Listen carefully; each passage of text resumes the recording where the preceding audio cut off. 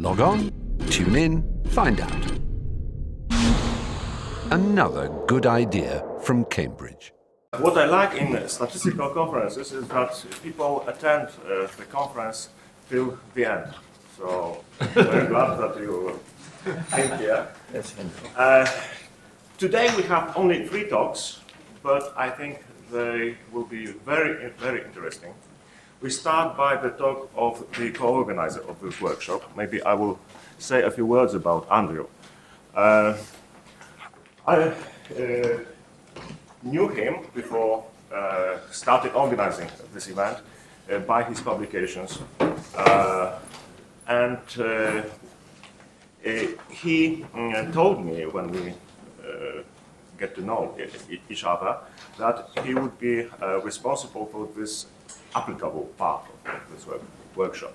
So I think you will see this in his presentation. Andrew is has been associated for some time with the University of Oxford. He spent some time at Cambridge. At present, he works at the University of Edinburgh.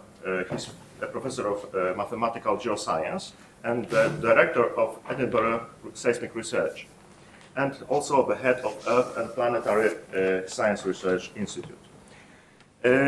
Informally, Andrew helped me very much in organizing this workshop, and if you appreciated the conference dinner, this is to a great extent thanks to Andrew. After many months spent in France, I thought that I was a connoisseur of wine, but after meeting Andrew, I think I'm just the beginner. So he knows very much about wine and meals. So he was his choice regarding the conference menu. So, Andrew, please start. Thank you very much. I have to correct you on that, actually. What he didn't realize was we were doing this by email, and I was asking my partner about the wine. I know nothing. So, okay. So I've changed my title slightly compared to the programme and some of the essays to make it a little bit more limited and a bit more focused. You can probably... Oh. Should I'm not red. Is it red? It's not working. It's not going red.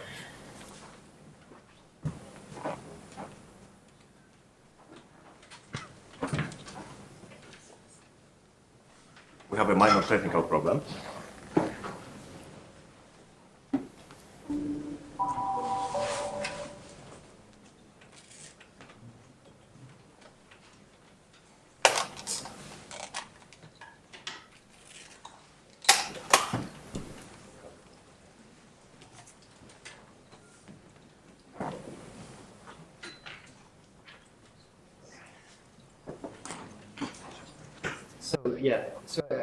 I've narrowed the talk a little bit, really for this audience. Now that I sort of have sat here for a week and realised what the audience is, so hopefully made it a little bit more interesting.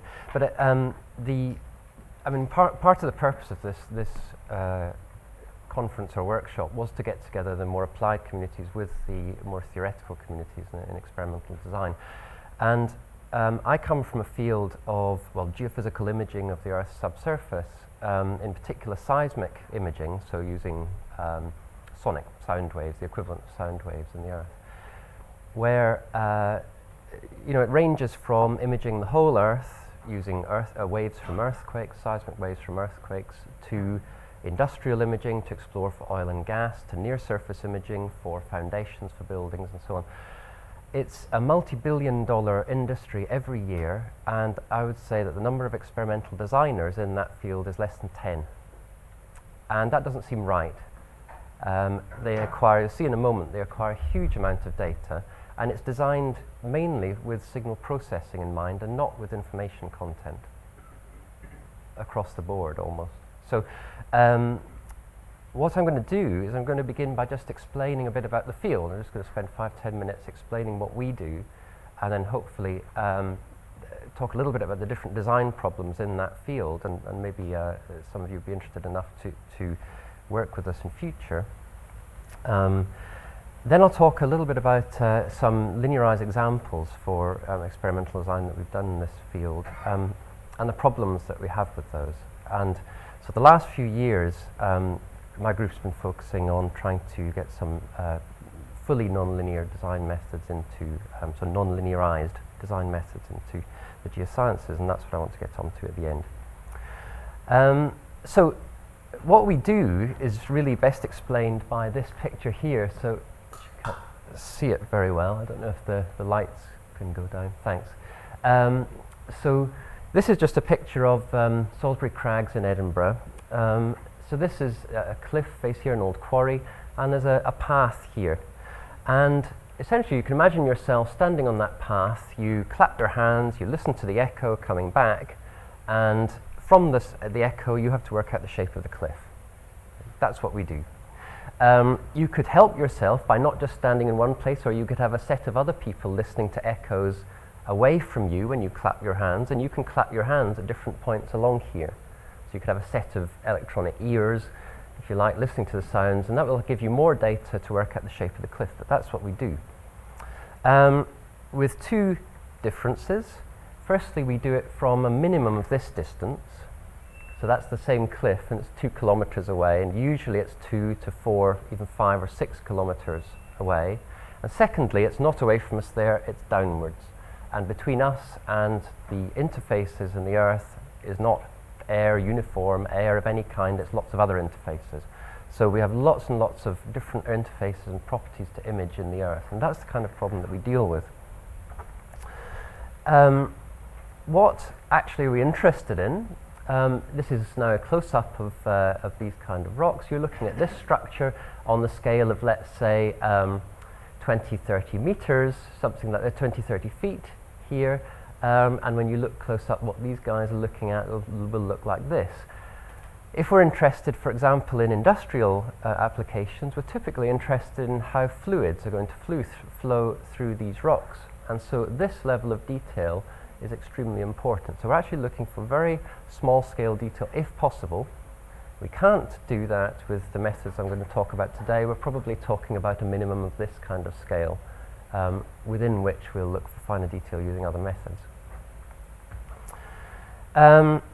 What was I going to say about this? Yeah, so as I said, you can stand here and clap your hands, and you can have a set of sort of electronic sensors here rather than other people listening, and this is what it looks like in a typical land-based seismic survey. So these are not laid out, these are just here to be calibrated and so on. This isn't how they're laid out. But what you can see are these groups of sensors. Each one of these has a spike, it's in the ground, it's listening to sound waves, elastic waves actually coming up from under the ground, and it's recording their 3-component, the displacement of the ground surface as it moves, as the waves hit it and then rebound away again. They're in little groups, and they're deployed in little groups, perhaps with 1 meter or 2 spacing between them, and that's again to help with signal to noise ratios. So we'll have a patch, if you like, almost like a sort of little patch. Each of those feeds into a recording box, and then several patches feed into a major recording box which transmits the data back to this van here, which is the recording truck. And there are lots of these. This is a very small subset of the sensors. There'll be many, many more lines. And when this is set out, it will cover at least that portion of the whole desert that you can see. So at least that scale of seismic survey, and the whole thing will be moving over time. So we'll be firing shots, so sound waves into the ground, listening to echoes coming back, and I'll show you how we do that in a moment.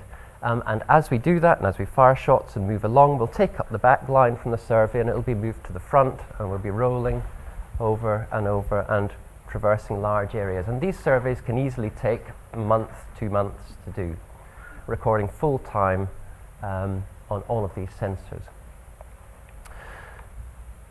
This is what injects the sound into the ground. This is what's called a vibrator truck. It's got a plate, a big iron plate, steel plate that it puts onto the ground. The compressors lift the truck right off the ground, balancing on the plate, and then the truck starts to vibrate. And it starts slowly, and it gets faster and faster, and injects different frequencies into the ground. Put all those together, and you get something like a clap. Okay, so it's injecting frequency by frequency, but it's the same. We get the same information. these trucks go in convoys for the same reason as we use receiver groups, we use source groups. It gets more we can direct, these are all linked up electronically, they're synchronized so that energy is directed downwards rather than outwards, because we're interested in hearing reflections from deep interfaces. The environment is fairly, that this has to be done in is just whatever's on the surface. I mean, remember that this is, for example, in this is taken from, these slides are taken from the oil field industry, and the oil is where it is, and whatever's on the surface is what you have to get around. So you have constraints due to the, in this case, the dune topography. Actually, the dunes are fairly easy to deal with in desert areas, which a lot of the seismic surveys are done in. More difficult is mountainous areas where you can be actually confined to routes, you know, tracks, roads, paths. Certainly very difficult to fire shots here. Now, you can do it, but it takes different kind of equipment, and it's very time consuming and expensive. As I say, all the data is recorded in a recording truck, and inside there is initial quality checking of the data, and then it's being recorded on these data banks, and it's an enormous amount of data. We'll talk about how much there is in a moment. In the marine side, all of that recording and processing, and actually quite a lot of initial processing is done in the ship. These seismic vessels have complete data processing centers on board for real-time processing of the data. And I'll come to what they're actually doing in a moment. What it's doing is it's towing a bunch of, you can see things here, and if you look down on them, it becomes a little bit clearer. You probably can't see from the back, but basically there's a ship here, two large things at the side, a bunch of small things in the middle, and a few little dots around. The two things at the side are huge, they're called paravanes. They're huge fins, and they're directed outwards, and all they do is pull outwards. And they are stretching a whole set of cables to stop them all collapsing and tangling. And the cables are then, it's a network of cables which keeps everything else in place.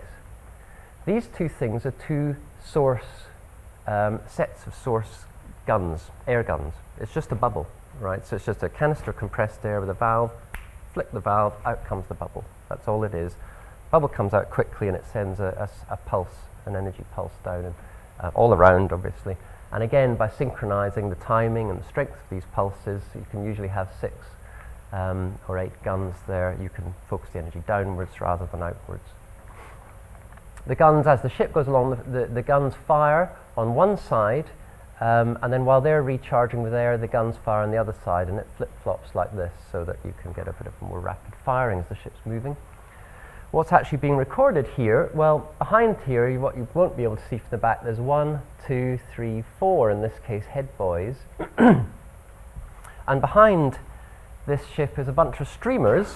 They look like this, and they are packed with sensors. And the streamers can be flown in the water. There's a wing there, so essentially the whole system is dynamic.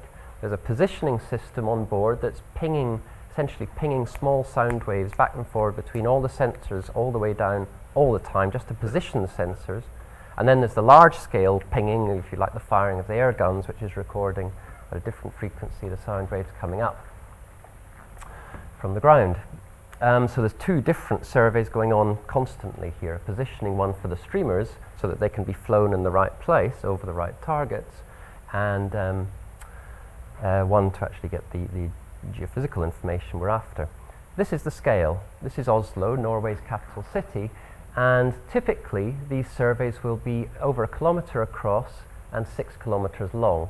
The length goes up to 12 kilometres in some survey and goes up to about 1.8 kilometres in width in some surveys. So it's like a carpet of sensors, and down these streamers are sensors every roughly about a metre, on the order of a metre. So we've got about 6,000 sensors per streamer, let's say 10 streamers operating at the same time. So 60,000 sensors in here. They're recording in real time all the time, about, let's say, 100 samples a second, actually, usually more. So that's 6 million, I think, bits of data per second, and each seismic survey may take a month. So it's an enormous data set, and that is what we have to use to recover information about these subsurface interfaces and properties. And as I say, most of this is just designed for signal processing and for noise removal, actually. What kind of noise are we talking about? Here is a carpet of sensors on the ground surface, and this is just a recording. This is about 100 meters or 50 meters by 50 meters, and that's just background noise. So you can see these clouds coming across. That's just waves bouncing around in the earth, coming up, disappearing. That's a typical sort of background noise. Now what you'll see in a moment is just somebody standing at the side drops a little pebble. And that's how sensitive the devices are. So that's about 50 by 50 meters, and that's a pebble. And you saw a second little bump there as the pebble rolled over on its side. Okay, very, very sensitive information. Over here, we have the similar thing, but actually a truck is driving down the side of the survey area, and you can see the source of the truck just moving along. I mean, as I said before, these surveys are going on while cables at the back are being transported to the front. There's always things happening. This is the noise field, and it's strongly correlated. This is not uncorrelated Gaussian noise necessarily. It's certainly not uncorrelated. So that's the kind of thing. Now, what is the data that's superimposed on top of that? Well, here is a cross-section through what's become a sort of one of this set industry standard models. It's a typical model representing the kind of complexity we'd want to recover from the seismic. These are big salt bodies in the earth. This is about 4 kilometers depth. Salt bodies rising up in the earth, and then lots of layered sedimentary structures, faulted structures, and so on. And here is one of these streamers of sensors, and a shot has just gone off here, and there's the seismic wave field going down. Now, the complexity of the data that we get and have to unravel is shown by this. This is what we record at these sensors. And you can see if we want to recover this sort of structure here, just play it a few times, if you just look at any one bit of structure and just see where the energy goes, actually a lot of that energy goes back down. If you look at this one, then you see quite a complex set of waves being scattered back. And it's that kind of information that we're unraveling to make images of these things. And we can do it, and this is the kind of thing that you get at the end of it. It's a 3D volume of what we call 3D seismic property volume or whatever. And basically what you're seeing here, the red and the blues, these are the strengths of reflections back, of scattering back of that energy. That's what we're trying to get at. It's just had a section cut away here, and this top surface might be down at 1 kilometer or 2, say, and this would be of the order of, in this case, I guess that's about 500 meters or something. Now what we do then is we'll take cross sections through that and interpret it, and here's a beautiful example. I can't remember where this one's from, but you can see the folded nature of the earth here. This is about 10 kilometers long by about a kilometer depth, so it's very vertically exaggerated. But this is the kind of information that people are interested in. If you want this, for example, for storing CO2, there are some nice potential storage sites here and here for subsurface sequestration and monitoring and so on. That's another area that we use this for. Looking on it horizontal line, this is actually a cross-section through a seismic survey at about 4 kilometers depth offshore west of Africa. And what we're looking there is a paleo river channel. So that is a river that was active, I'm not sure actually on the age of this one, but anyway, certainly millions of years ago, and you can see how the sort of the river channel has migrated and so on. If you take cross sections down these, you can see how the channel migrated over time as more and more layers of rock were deposited on each other. So there's a lot of information. This is the kind of thing that we need. In the end, we take these seismic volumes, and we're also interested in the actual properties of the rock and the fluid. And so we take, for example, here is the P wave. So there are two main kinds of waves. We have a pressure wave, something like a pressure wave, and a sort of shearing wave. And we'll take the information from those, and we'll be inverting a rock physics relationship that relates the P and the S wave information to different rock physics parameters, the porosity, the clay content, saturations of fluids, and so on. Lots of different parameters. Some of them are more important than others, and because we have to invert these at every single point to find the rock properties at every point, we tend to have of the order of 10 to the 6 to 10 to the 9 different nonlinear inverse problems to solve, each of which is reasonably independent, but they are correlated. And when we do that, at each point we get something like these kind of distributions for different rock properties: clay content, porosity, water saturation. And you can see, I mean, these are clearly nonlinear inversions, and these are the PDFs, probability distribution functions of the posterior. And in the end, this is what we get. This is the net result of all of that, is that we're looking for interpretations of the subsurface structure. These things are wells that have been drilled in this case, the vertical lines, and we'll have property information for some of this where we've done those rock physics inversions and so on. So that's it. That's the whole sequence of events. Design problems, I mean, there are many. Most of this is designed for noise removal, actually. Signal processors design most of the geometries of these sensor arrays.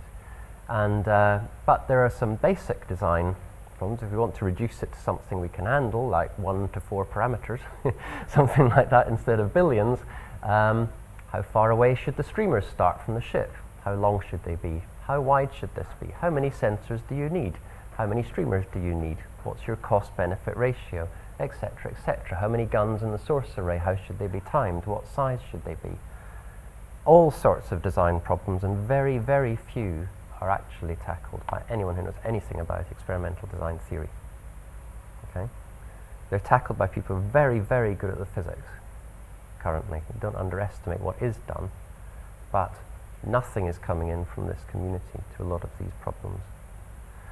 Lots of other I'm not going to go into this, but lots of other sort of 1 to 3 parameter problems to tackle there. We don't have to tackle the huge problem. We could tackle a lot of this. These seismic surveys are repeated once every, for example, year to see how fluids have changed. If we're injecting waste or extracting resources, how has the subsurface changed? Where has the fluid gone? And so we repeat them. It's called 4D seismic. We get a 3D volume at different points in time, so 4-dimensional problem.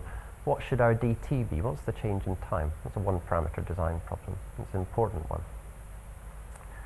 What should the change in time be between surveys? Or we can go down into boreholes and we can just look at, say, cross-borehole measurements, so sources in one well, receivers in another. And I'll be talking about this, and also Paul, I think, actually I'm not sure whether he is or not talking about this one, or whether he's talking about surface arrays, but anyway, that reduces the problem size. So let's just look immediately at one application of design theory. This is a cross-well problem. So basically, what we've got here, this is represent. What's the key objective for this entire project? What kind of thing is right? The key objective is that this is as accurate as possible, the highest resolution of the surfaces, and the properties, so the porosities, the fluid contents, the actual rock properties are as well constrained as possible. So that those PDFs there on the right are as tight as possible.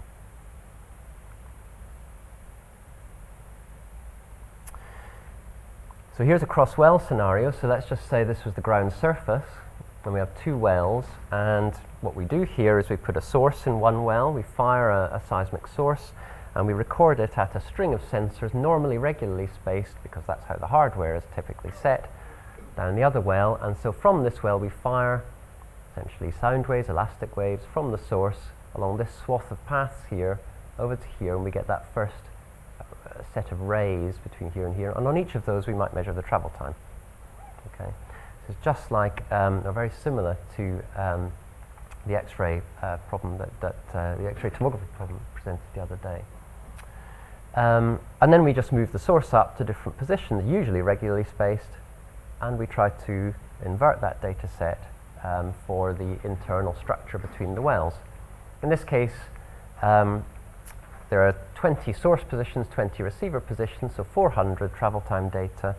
So we parameterize the interwell space by just 100 cells, 10 by 10, the square cells, and we want to know the slowness structure, or the velocity structure, if you like. Slowness is just 1 over velocity. so the speed that the waves are traveling. If we apply design theory to this, and this is just pure linear de-optimal design theory to this, so we move that one to the side, and then just use a geodetic algorithm to vary the source and receiver positions, we get some ray geometry that looks more like that. And actually it makes a lot of intuitive sense, I mean, often as these designs do with de-optimality.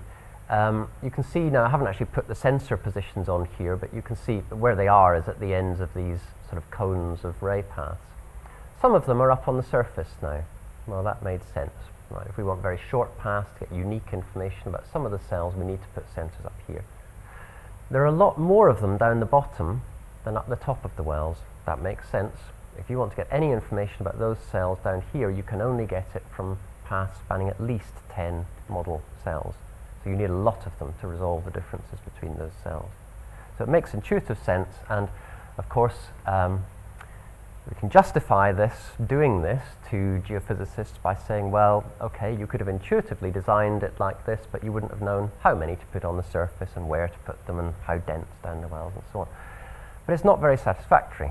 This is a linear design, and really this is very unlikely to be robust, this design in practice. When we look at the eigenvalue, this is a log scale, so that's the improvement in the eigenvalue spectrum. It doesn't matter. The point is, it appears to do well by an increase in the eigenvalues and the apparent information, but actually that is not necessarily an increase in information. We'll come back to that soon. So it's linearized and hence fast. These are the advantages. There's clearly some parameterization dependence if you just look, the ray paths are clustering near the edges of the cells. So clearly the parameterization is imposing a bias on this. We could increase the number of parameters to the point where it doesn't matter, or it's fast enough that we could do something about that, right? We could tackle much larger problems because it's linearized. But it's linearized and hence it's unrealistic. This, unlike the X-ray tomography problem, does not have straight rays. As soon as we change the velocity structure, the slowness structure, the rays bend around that slowness structure. And that causes the problem to be significantly nonlinear. So linearized design here is not going to be robust. The true problem is nonlinear, so now we have to think about nonlinear methods for design. So the next obvious thing is to go for the fully nonlinear maximum entropy design methods. I'm going to look at a slightly different problem here, and it is something, what we've got in the back of our heads the whole time is this full seismic imaging problem with that vast data set. What are we going to do about that? That's where, we have the multi-billion dollars per year spent. What are we as a community going to do about that? There's not an experimental design list in sight. So I'm just going to look at back down to a very few parameter subset of designing those streamers, which is, so I'll just go over the entropy base just to remind everyone first. So the idea in the entropy-based design is we're just going to use essentially Shannon information, so just to maximize the entropy on what we would like to do, is minimize the entropy on our parameter space. M is going to be our model parameters here, given some data set and an experimental design pi. Okay, we'd like to minimize the entropy, which is a measure of uncertainty, and in fact we're going to minimize the expected entropy. And that's the expected entropy over all possible data sets that we might record. So what we know is that we have this identity here, that the joint entropy in data and model spaces, given an experiment, is the entropy in the data space plus this quantity here that we want to minimize, the expected entropy in the model space, the conditional entropy in the model space. And what we have is that if it's the case that the left-hand side is independent of the design, then we can minimize this by maximizing that. The problem with this is it involves solving an inverse problem, recording a data set and working out the PDF of M of your parameters. That's solving an inverse problem right there. That's expensive. Much better if we can work with this term. And we can, if this is independent of the design, if that's a constant, we can minimize that by maximizing this, which is just the marginal on the data space. And turns out that this thing here is constant for nonlinear regression problems with errors that are independent of the parameters. Now, that's an assumption that clearly doesn't hold exactly in the seismic case when we just looked at those noise fields earlier, but okay. So here's a problem that we can tackle with these fully nonlinear methods. Here's our source, there's our single receiver. Waves go down, they reflect, they come back, and we record the amplitude of those waves. Given that we know the source amplitude, what's the received amplitude? And what can we work out about the velocity of this layer down here, given just that amplitude? Because the amplitude depends on the velocities through this relatively simple formula up here. Certainly nonlinear, but certainly very simple compared to anything else in geophysics. So these are then these imaging problems. So when we did this work in 2003, it wasn't even known how far apart the receiver and the source should be, right? Because nobody had applied any experimental design theory to these problems. And so we just have a one-parameter problem just to begin with. How far apart should it be? This is the forward relation between the model parameters and the data. So this is your sort of mathematical model, if you like, between different velocities of that subsurface layer and the amplitudes that you record. And you can see it's nonlinear, but it's not particularly nonlinear. It's a bit nonlinear, but it's not all over the place. And this is for 4 different source receiver offsets. So you can see just by changing the offset, you significantly change that forward relationship. And the question is, which one should you take? That's another view of it.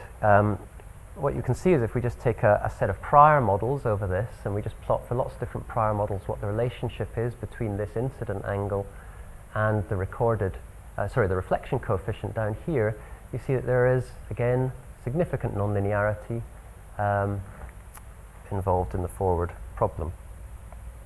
When we do the maximum entropy design, forget the dotted curve just now, that was just illustrating another point. The smooth curve here is the entropy curve. Taking the maximum, we find an offset of 1,000, just around about 1,000 meters. We can then do sequential design to augment that. We've already placed one of the sensors at 1,000 meters. Given that that one's fixed, what's the best next sensor offset to have? And this is the entropy curve for the next sensor. And we would place it here. And these are the 2 positions. This problem's small enough still that we can just do a Monte Carlo search over all designs and find the global optimum. And the global optimum is given by those 2 dashed lines. And so we're not doing too badly with sequential design. And if you do it again, the sequential design comes up with these 3 positions, and this is the global optimum, which is, that's the entropy that's been plotted here for these 3 different design parameters, the offsets. So sequential design does okay, and we can carry on doing this for up to about 10 receiver positions, and then it gets, with our fairly simple-minded approach at Monte Carlo, our certainly very simple-minded approach to calculate the entropy, which took us lots of sampling to get accurately enough to see this. That, I don't know whether that problem's actually been solved in the experimental design community, but that would be really useful if somebody can tell us how to do that accurately, because if we don't know how to do that. We can then put in a rock physics relationship and look at it for different types of geophysical model, different porosities of subsurface reservoir, and in each case you can see a different survey design. Here are the offsets, actually these angles at the reflection. You just see different clusters of receivers with the maximum angle changing. So the maximum offset between the source and receiver increases as we go to higher porosity reservoir. And this is telling us about the design and how it should depend on the model. Okay. Entropy-based design then, it's non-linearized and hence it's accurate. Okay. It can provide us general heuristics. I mean, these 10 receiver designs are not 1,000 receivers down a streamer, but we can say, okay, we're getting a cluster quite close to the source and a cluster further away, and that cluster is getting further and further away, and we can make up heuristics to tell people. It's not going to be how to design the streamers. They're not going to redesign the streamers, but they will take different portions of that enormous data set to process. And this will be the areas to focus on for maximum information. And so it really is maximizing information, Shannon information, let's say, in the real problem, or as close to it as we've managed to get so far. but it's non-linearized, hence it's slow, and we can't tackle the true problem that we want to tackle. So it takes us back to linearized methods. They're the only ones fast enough. So what I want to do is just talk about what are the key problems with the linearized methods that are, if you like, people are bringing up in practice, and that we're thinking of ourselves that make us not satisfied with designs based on linearized methods in nonlinear problems. And I don't mean linear methods, I mean linearized, so Bayesian linearized methods. I'm going to talk about problems with them. So let's just talk about the linear problem first. I'm just going to go very basic here, just to, because in the end it helps me make the point. Let's just take the very simplest tomography problem possible, a uniform block, and we want to know its slowness. We fire a source, record a travel time to a receiver, and using that time we want to invert for the slowness parameter. Okay. Here's our model parameter data space, and there's that relationship between the two. F is our travel time, our wave propagation simulator, let's say, which gives us the travel time. Now what we know, okay, if this is the true model, here we're going to record this data with some uncertainties associated with it. Let's say they're uniform uncertainties. What we're then going to do is take those data and invert the relationship to find the model parameter uncertainties. We're going to back project them essentially through to find the model parameter uncertainties. The true model might be here. Our estimate might end up being sort of in this range. That's what we get. Okay, fine. We know that from experimental design theory, if you were to find a d-optimal or a-optimal design here, what it's going to tell you is the best design is to change that for that experiment so that you steepen up the curve, maximize the gradient in that design measure, and by doing so, for the same data and uncertainties, you get tighter model parameter bounds, and that is true for any particular true model because the gradient is constant, and it all depends on the gradient. So we're just maximizing the gradient of that function. If we look at it in the misfit space, so the difference between the recorded data and the projected or synthetic data, then it looks something like this, according to some norm, in this case maybe a squared norm. And we see the uncertainties are represented in this case by, here is a representation of our data uncertainties, and anything in this trough here is a valid model. And this one gives a tighter misfit surface, misfit bound than that one. Okay, so that's how it works for linear design. The simplest nonlinear problem that I can think of is just to switch the parameter for slowness to velocity, so 1 over slowness. Okay, and then the relationship, exactly the same problem in essence, looks like this. It's curved. Again, this is the model. We'd record this data. If we recorded that data, this would be our model parameter uncertainty. And that's what we would get in practice for our bounds and the model after the experiment. Now, remember, we're always thinking back, or we are always thinking back to the geophysical imaging problem, where we can't do this projection by sampling that full parameter axis. Okay? What we're actually going to do in practice is we're going to take, we have far too large high dimensional space, so we're going to take a prior model, linearize the physics, project, take a new estimate of the model, linearize the physics, project, and carry on until we find an estimate of our best estimate of the model.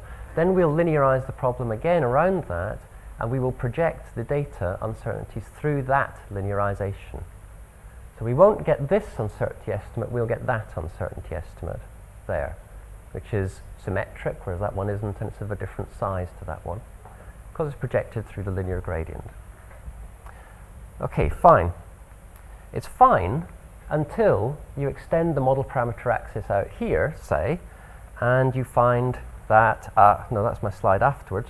Sorry, I'll just talk about this first. This is just saying, okay, what's our design criterion in this case? It's simply to take a Bayesian expectation, say, over the gradient. We know in the linear problems we want to maximize the gradient, and clearly for after recording the data, maximizing the gradient is going to minimize this uncertainty. So what we do is we take a prior distribution of models, we sample it, say, in practice. For each sample, we take the gradient and we calculate whatever measure we're interested in, whatever measure we like out of the alphabet criteria. and that's given by phi, and we maximize the average gradient essentially over our prior distribution. That's our prior distribution, and that will be our design measure. And so we're maximizing the average gradient over our prior. That's fine until we extend the model axis and we realize that actually the function looks like this for some problem. And this is still one of the most simple nonlinear functions that exist. It's just a cubic kind of form. And now we see that, okay, if this is the true model, let's say, we would record this data. What, of course, we're going to do is we are going to imagine that we record the data and then we find the model, we linearize the physics, we measure the uncertainty, and that is our estimate of the uncertainty post-experiment, if we're lucky. The real uncertainty consists of these three areas here, but we don't know that. Okay. Now the problem is that this measure phi here has to is supposed to be a measure of uncertainty that we would get post-experiment for that model M if it was the true model. So that measure there should be assessing the size of that joint space of uncertainty, but it's not. It's based typically on a gradient, and so it's actually just measuring that one. And that's a problem. It's even worse than that because, oh no, I keep forgetting I've got slides in the middle, right? I'll come to why it's even worse than that in a minute. But it's worse than that because if you maximize the one of these gradient measures across the Bayesian prior, the best design will appear to be something that gives you a forward function like that. Because then for any model in our prior, it looks as though we record this data, and through the linearized measure, it looks as though we'll have tiny uncertainties post-experiment, whereas of course actually we have enormous uncertainty, and this is almost maximum variance here in the solution. The best design is probably much more something like this, right? Best in the sense of wanting to bound the parameters. Certainly, the gradient designs do not work as soon as you have the freedom to make your function even cubic, even quadratic, in fact. They are then going to start giving you the wrong designs. And in fact, the d-optimal design in this case has as many of these oscillations as possible, as steeper gradient as possible, and gives you the maximum variance.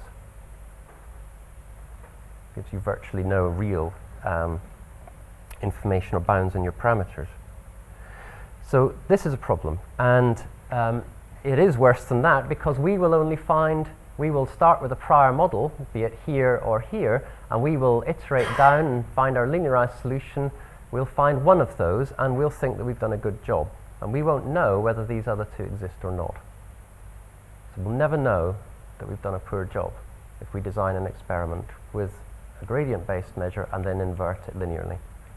We don't know. So, and we know that this is going to happen because look, there's the simplest possible AVO problem that was called amplitude versus offset, the thing we looked at a minute. There's the forward relationship, and we know we've got this multimodality here. If I record this datum, I could have models here or here that fit the data. So that's the simplest nonlinear problem that we can really tackle. So this problem is going to exist. And this is just a review paper, in a review paper that we wrote for geoscientific design, just going through all the papers that exist. And almost all of those use alphabet criteria, gradient-based design criteria. I mean, mine are all there too, I do too. Right? So, not to say this about other people. You know, we have a problem here, that these are not necessarily robust. So what could we do? The most simple-minded strategy is we've got a two-phase design. A first design, which we call nonlinear design, where we reduce the number of modes to one, even if it's a big one. Then a second design, at this point we can start using linearized Bayesian design criteria to tighten it up. It's simple-minded, we can do it. I'm just going to skip through this very quickly. Here's an example where a microseismic event occurs, so fracture in the rock. There's seismic velocity structure coming on the plane, coming out towards you. You can see it's oscillating, it's fairly complicated. What's plotted in the back plane there are the travel times of the waves as they radiate out. The travel times are measured at sensors on the surface, and we want to find the location of the source from those. If we do so, the misfit function looks like this. It's very definitely multimodal. We can't tell the difference between the true location and some sort of mirror location that's happening here. And if the data was poor, we couldn't tell the difference between that one and this one either. Okay. However, this is a bit of a toy problem, but it's not that toy, as you'll see later. I can change the design to make it unimodal, and then I can optimize the design using linearized methods within some degrees of freedom, and I come up with a nice tight constraint. Now actually this was a toy problem because I knew the answer. There is a d-optimal design for this location, seismic location problem, which is a sensor above the event and then the others on a circle around about. And I tested it first to check it was unimodal. And if it's unimodal, then it falls into the class of unimodal design. It's also d-optimal, so I knew what the answer was. But it nevertheless shows that it's possible in principle to do this. But actually what we'd like to do is something a little bit more formal. This is a bit ad hoc. So finally, I just want to talk about ways that we've been trying to, this is Emmanuel Winterfors, who was here earlier, and I've been trying to get something which is a bit more formal behind this. I'll just skim through this, I haven't got a lot of time. Imagine a parameter space mapped onto an observation space, the observation space Y. Nu, here's the forward operator. If, for example, we have a 1D parameter space and a 2D observation space, you can imagine that this, say, prior bound on our parameters is mapped into this 1D manifold within a 2D space. And this forward relationship, this experiment, let's say, looks okay, except perhaps at that one point. If we do observe that, then we can see that there are 2 points in parameter space that are really quite far apart that are going to fit that data. So we're going to have a high variance in our solution if we happen to record that data. So what, if you like, these multimodalities that we were looking at before are caused, these are 2 different areas in model space that fit the data, they're caused by these loops, these self-intersections of the forward problem. Here it is for a 2D parameter space mapping into a 3D data space. And you can see that 2 points quite far away from each other map onto the same intersection. So what we would like to do here is to change the experiment to unwrap those manifolds, to remove as many as possible of these intersections, or to make the intersections very close together in parameter space, so that even if we only find one of them, the other one is very close by. Okay. So the first thing we published a paper in Inverse Problems in 2009 on just a way to find these, just taking, now we call these bifocal measures. In this case, we were looking for these multimodalities, if you like, these intersection points. And so we take 2 parameters at a time at random in parameter space. We linearize the problem and we look for what we think will be the points in parameter space that have the same data. So we're not fixing the data, we're just looking for any points in parameter space that have the same data and set a sort of bifocal linear problem for this. And then we'll iterate on that until we find it, and we'll find in this case these parameter estimates. That's the same thing in 2D. Let me just show you what this looks like in a real problem. This is the microseismic event location problem, again with 2 detectors. So a seismic event goes off, we record the travel times, and if we just look for these intersection points, in this case this is for a layered velocity structure with 2 sensors at the surface, these lines here join 2 points in parameter space. The parameters here are the location of the seismic event. Each of those lines joins 2 points in parameter space that give exactly the same travel time data. So now you can see the structure of that manifold projected into our model space. These are completely ambiguous points, absolutely ambiguous with regard to the data. If we just take the receivers and instead of putting them across the surface, we put them down a well, the 2 of them, see a completely different structure and actually a less ambiguous structure. So it shows just by changing the design we can change this ambiguity due to this multimodality. And what we're doing there is actually we're trying to change this shape to something more like that. whereas I say the ambiguity is between models that are closer together.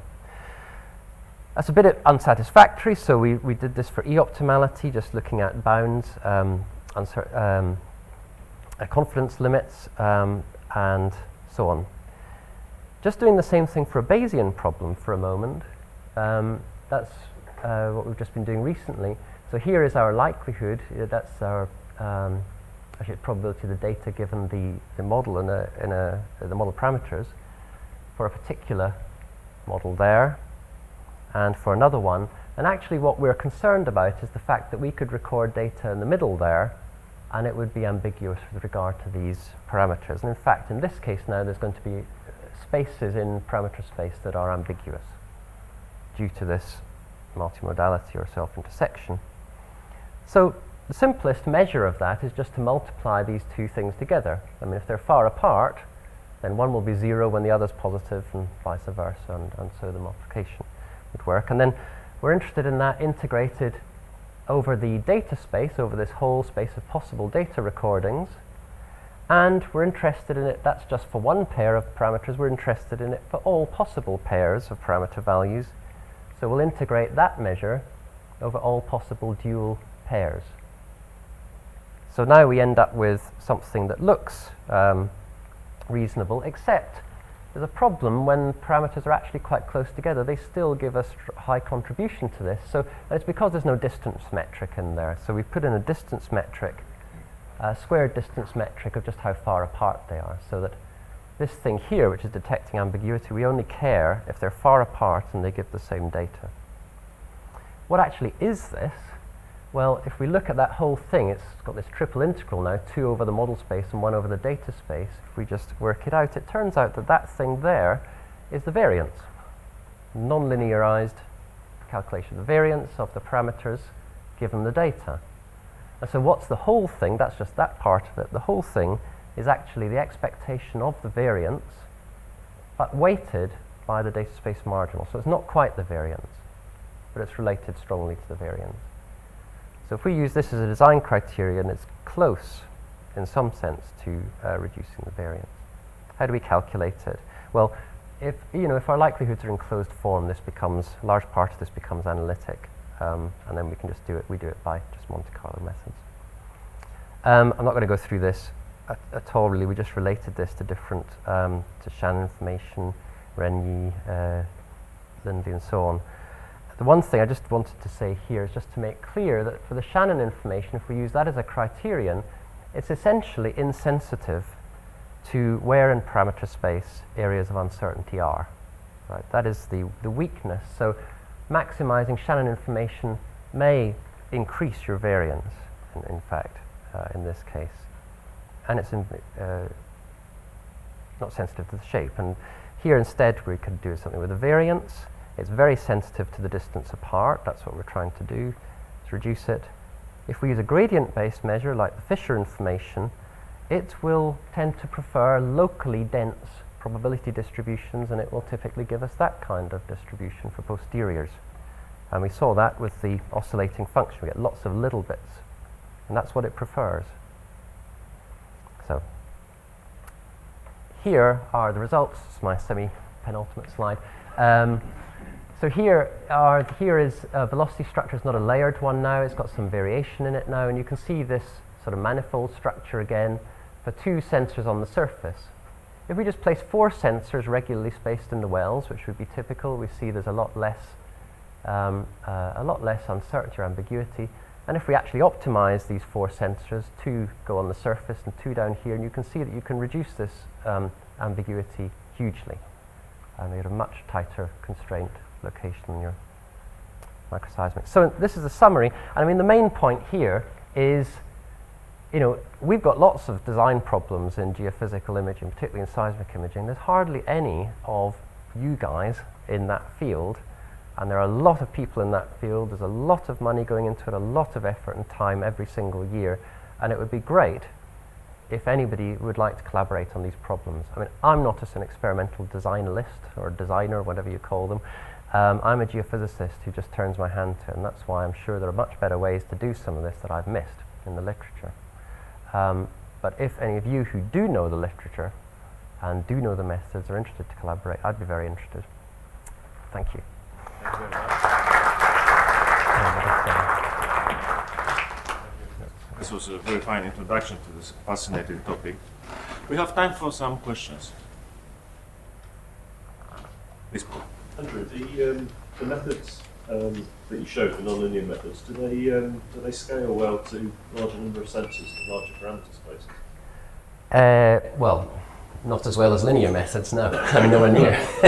How it might do. No. So what, I mean, you know, this last method, the reason that we're trying to do something like that is that it doesn't, although it looks bad because you have to do a lot of sampling, actually it looks as though you have to do less sampling than if you were to do an entropy-based method. So actually you get a reduction in computation compared to full entropy, maximum entropy methods. So that was actually one of the reasons we went down that route. So we're trying to make the nonlinear methods more efficient, is what we've been trying. But I'm sure there are better ways to do it that this community knows. Okay, I won't talk about entropy because I'll be talking a lot about that later. But I just want to mention this thing where you have ambiguity, what you call ambiguity. There's a new subject emerging, which is on the interface between differential geometry and statistics, called the resolution of singularities. And there's a new book by Watanabe, and basically it's useful when you have a likelihood which sits at a singularity and tells you how to decompose the likelihood into different terms depending on which direction you walk at that. Okay. So that might be, to link that up with experimental design would be extremely, that would be really up, like starting today, that would be a new topic. Right, okay. Resolution of singularities. Great, thanks. Mario? Yeah, I wonder what is the computational complexity of the calculations you have done in terms of computing time and asymptotics? We haven't got any sort of mathematical results for the asymptotic. I mean, we haven't looked into that yet. Again, the last methods are much more efficient to calculate than the entropy methods because there are various ways within that I didn't go into where you can reuse all your samples several times for different parts of that calculation.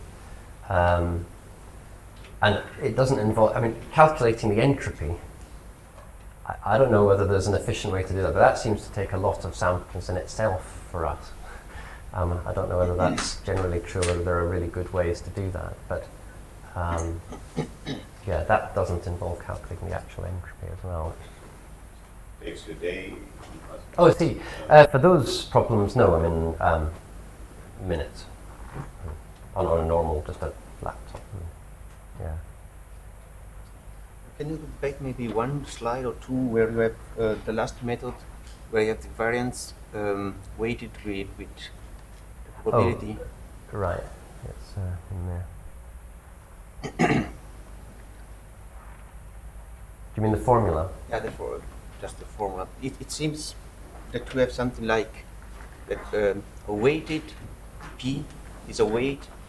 Exactly, a weighted It is a variance. measure of ill-posedness of the problem, if you want. Am I right in thinking this? Which is P? Sorry, say that again. So P is the marginal over the observation space. You have another formula where, can you go farther? Farther? Forward or forward? So I don't know. Forward. I think it's It probably was back the last. actually. I don't remember. I had here a formula where you have J is equal to integral of P times this, the derivative, square Oh, derivative. the derivative. So comparing to the Fisher. Yeah, the Fisher, sorry, yeah. Oh, right, sorry. Here, right, back here. So it seems that you have like weight in the Fisher with a measure of ill-posedness, P, given theta. Because P the probability you have in parameter space isn't showing that if you have two that isn't not showing that you have two parameters going to one data. So if you look this as inverse problem, it is ill-posed. Right. Sorry, that's what we're. Yeah, I'm not quite sure I'm understanding it. So if you go from the parameter space to the data space, you are mapping two parameters Right. to one Sorry. to Yeah, one yeah, data. yeah. Right. If you go back, you have one data is Yes. it's Yeah, yeah. related to two parameters. That means Right. it is ill-posed. Right. Show in, Right. look Sorry. on this way. Mhm. So it seems that this probability you are actually weighting with a measure of ill-posedness, looking from the other side. You know. Yes, I mean, you know, the variance is also a measure of, I'm not sure, yeah, I guess ill poses, I mean, not quite sure, but basically whatever you, the point here, I'm not sure, I'm not quite sure if your question relates to Fisher or whether it's just general, because the Fisher, if we optimize this kind of measure here, we're going to end up with this kind of structure here, which is, I'm not sure whether you call it more ill-posed, but it's certainly got a higher variant in the ambiguity. So I'm not, Yeah, I mean, if I'm answering your question or not. Normally you minimize this one without the P in front, isn't it? Or I'm wrong? Maybe Okay, Luke would like to ask something. In the case of least square estimation, the problem of ambiguity is much related to the curvature of the expectation surface, the intrinsic curvature, parametric curvature. And there is some work by Chavant in the early 80s to tell you in which part of the parameter space you might have problems and in which part you will not have.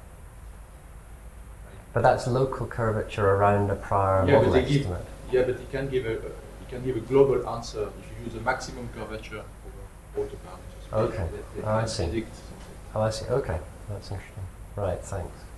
So I'm sorry, we must stick to our schedule, which is quite tight. So I'm closing the discussion. Thank you very much once again.